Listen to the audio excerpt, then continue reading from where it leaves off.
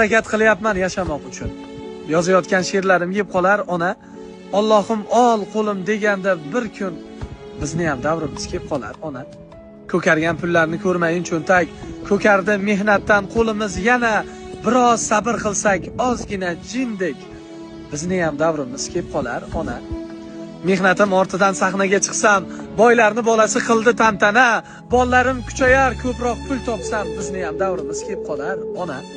Topganim g'urur, iffat, ibo, or, vaqtimiz men keldim deb qolar ona.